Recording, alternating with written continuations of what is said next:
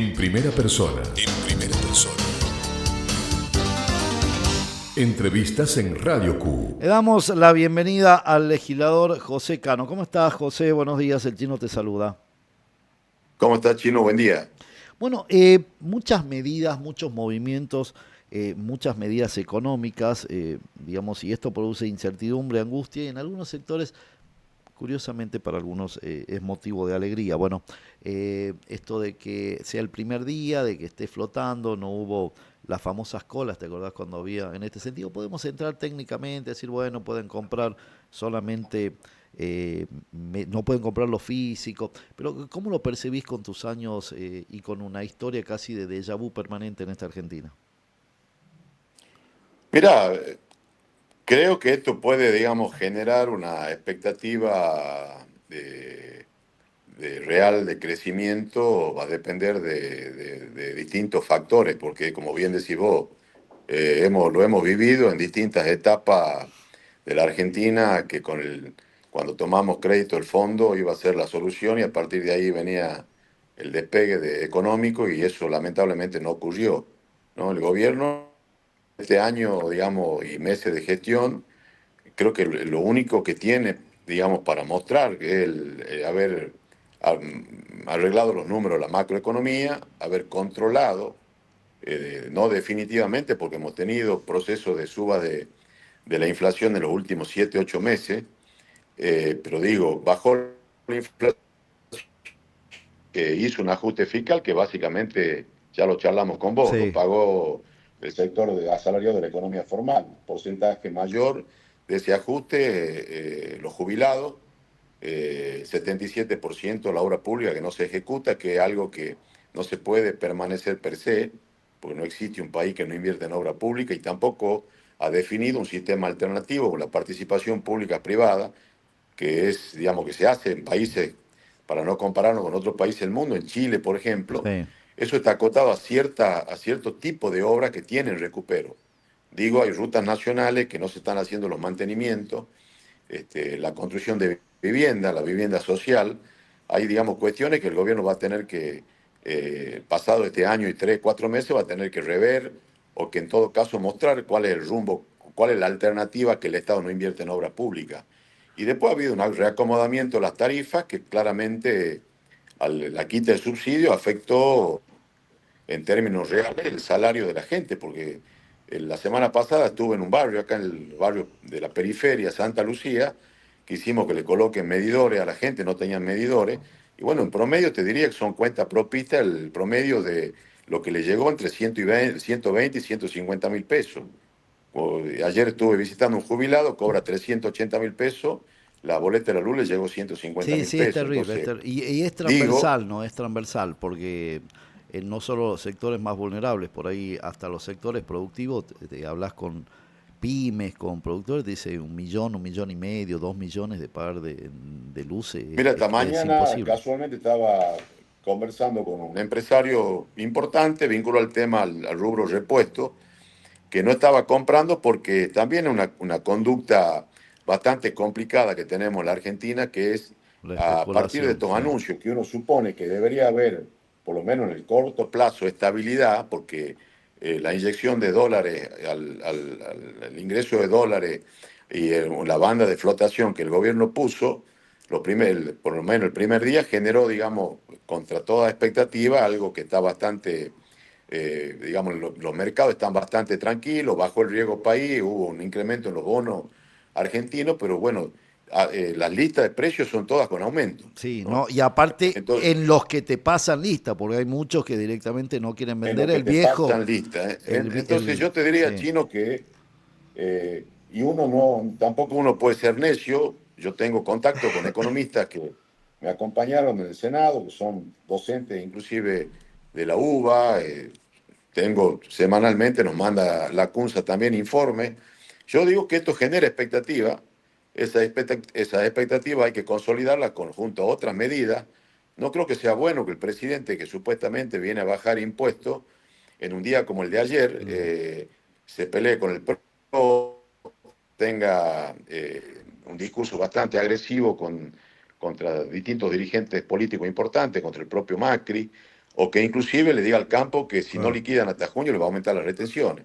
Me parece que son por ahí señales contradictorias. A priori te diría que el ajuste fiscal, la baja de la inflación, el reacomodamiento de la macroeconomía y la visita del secretario Del digamos, el hombre Tesoro. que maneja la Sí. economía de Estados Unidos el día de ayer, que obviamente también tiene que ver con la geopolítica y la lucha entre Estados Unidos y China, que obviamente el país también le va a significar. Nosotros tenemos acuerdos y convenios con China, la canasta de moneda a través del crédito yuan, que oportunamente, digamos, tiene que ver con un vínculo con China, que tampoco creo que sea muy fácil un alineamiento a lo que está planteando Trump de que Argentina, digamos, no cortemos vínculos cuando el mundo está en las negociaciones bilaterales, ¿no? No, Entonces aparte creo que que te hay que esto que, plantea, no te doy un mango, pero pagarle el swap a los chinos para desprenderte, ¿no? Es medio complicado, bueno, digamos. digo, genera expectativa, el gobierno en la macroeconomía acomodó, bajó la inflación, ahora tiene que venir una etapa de recuperación y me parece que el gobierno da los argumentos porque esta vez no sería el mismo déjà vu, como decías vos, de otras situaciones similares. Veremos en el transcurrir de este año, que aparte de un año electoral, finalmente qué impacto tiene este nuevo acuerdo con el fondo en la economía real y en mejorar las condiciones de vida de la gente. Naturalmente, el cepo es una barrera, un impedimento a que ingresen capital e invertir en la Argentina. Esto me parece que está fuera de discusión y que a través de la ley del RIGI puede generar, si efectivamente la confianza que el gobierno manifiesta que están teniendo fuera del país en la Argentina puedan generar flujo de ingresos y recursos, básicamente para invertir en energía renovable, para invertir en minería, en petróleo. Así que genera expectativa. Veremos de aquí en el transcurrir del tiempo que finalmente qué ocurre, ¿no? Me dijiste que era un año electoral, sin lugar a dudas hay acomodamiento, más allá de que sea octubre. El hecho de largar el calendario, ya empezó Santa Fe, como que va activando el gen electoral, digamos en el caso de Tucumán.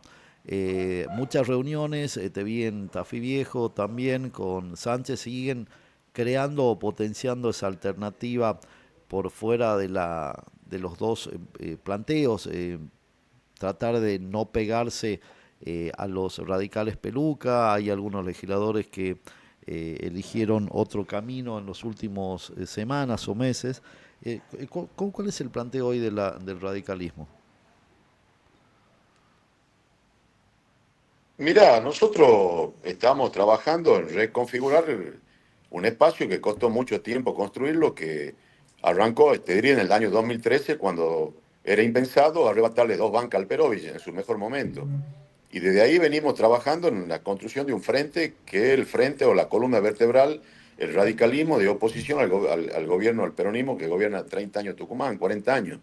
Y tenemos un hombre que ha sido candidato de toda la oposición, de la mayor parte de la oposición, que tuvo una buena performance electoral hace un año y meses, que es Roberto Sánchez, que en su rol como diputado de la Nación, más allá de alguna diferencia que naturalmente puede haber, hemos logrado, digamos, eh, se puso al frente en contra del veto de la movilidad para los jubilados, a favor del presupuesto universitario. Digo, ha cumplido un rol en cuestiones que para el radicalismo y para un arco, un sector de la oposición, son innegociables. Y en ese sentido hemos confluido, te diría, lo más representativo del partido en Tafí Viejo en ese proceso de reconfiguración. Venimos en charla con Freddy Toscano hace tiempo, también del rearmado del espacio, junto a los legisladores que forman parte de su bloque, Ocaranza, Berarducci, hay diálogo, y esperamos sumar a algunos otros sectores.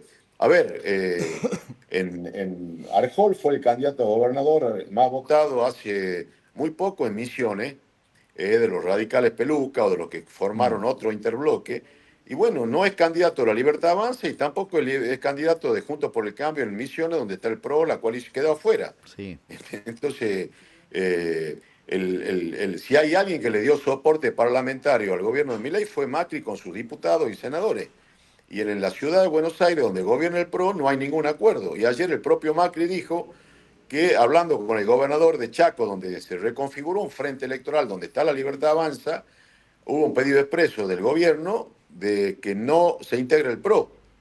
Entonces digo, creo que hay un proceso también de recoger el volantín, de replantearse esquemas, porque claramente no ha manifestado mucha voluntad la Libertad Avanza de confluir con los sectores de la oposición, que no de ahora, no somos modelo 2023, nos enfrentamos al kirchnerismo de hace bastante tiempo, poniendo el cuerpo, el cuero y la cara, y al oficialismo provincial, cuando muchos de los que dicen ser oposición hoy, porque están en el gobierno, fueron parte del gobierno de Alberto y de Cristina, como el caso del propio Catalán. Entonces, digo que me parece que la unificación de la oposición en pos de un proyecto de provincia distinto al que representa el peronismo debe tener mucho diálogo, consenso y fundamentalmente humildad. Creo, honestamente, que hoy el mejor candidato que representa o que puede representar un espacio opositor en Tucumán es Roberto Sánchez, pero no porque yo lo crea. Hace un año y medio fue el candidato más votado en la provincia. Y eso, digamos, me parece que es un dato que es absolutamente irrefutable. Ahora, ayer hablaba con Seleme y me decía que el que divida, bueno, él está ahora más cercano a la Libertad Avanza. No quiero entrar en lo personal, simplemente te lo traigo, vos sabés que no es mi estilo, pero te lo traigo como punto de referencia para la pregunta. Me decía, el que divida a la oposición, planteando la oposición como Catalán, le hace el juego a Jaldo. Y claro, seguramente los que tienen muy buen vínculo con el gobierno son ellos. Eh, digamos, la Libertad Avanza, de hecho, Jaldo le viene votando absolutamente todo en el Congreso. No, no Jaldo, los diputados de Jaldo. Votaron en contra de los jubilados, votaron en contra de la universidad pública, del presupuesto. Eh, o sea que me parece que coincido con ese planteo. Claramente la Libertad Avanza, que no tiene candidatos instalados en Tucumán, que no tiene una estructura política en la provincia, al ir por afuera del armado opositor, claramente divide el voto. Lo que digo, lo aprecio mucho a Seleme, tiene muy poca experiencia en esto, pero no se puede opinar 48 horas de una manera y después a las 48 horas de una ¿Por manera qué distinta. pasa esto en la oposición, José? ¿Por qué es casi, volviendo a utilizar el término un déjà vu, yo que tengo años en esto, ¿por qué es permanentemente eso? Somos opositores, luego acomodaticios. Mira, Por- porque no hay sentido de pertenencia a una idea, a un proyecto, a un espacio político. Uno puede, digamos, nadie puede molestarse porque un sector del radicalismo, de algún otro espacio, plantea un acuerdo grande donde esté la Libertad Avanza o donde haya otros espacios políticos, porque eso es discutible. Y en esa línea nadie es dueño de la verdad y hay posiciones. De hecho, nosotros votamos en Gualeguaychú y nuestra posición perdió eh, cuando queríamos que se integre el Frente Renovador y bueno, pero no nos fuimos. Dimos el debate y se reconfiguró un espacio que ganó la elección en el 2015 a nivel nacional.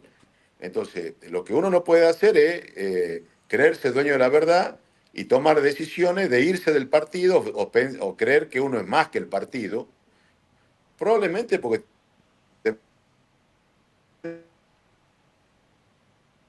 a ver, ¿se cortó?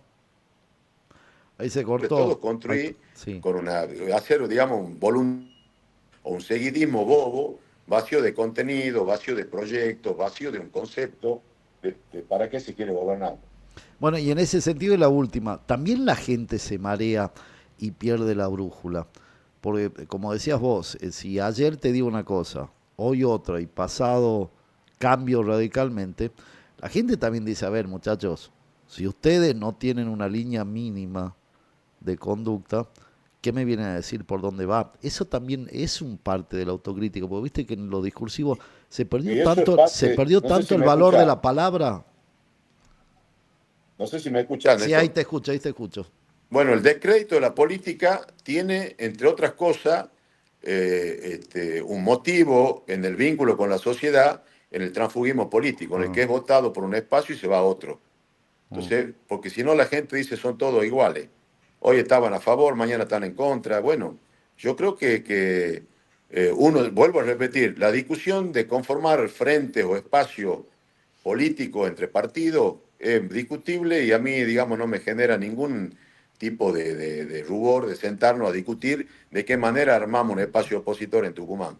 Lo que yo no creo que sea la solución es que se vayan yendo de a uno a sumarse a una experiencia, a subirse a un barco que todavía no se sabe muy bien qué es.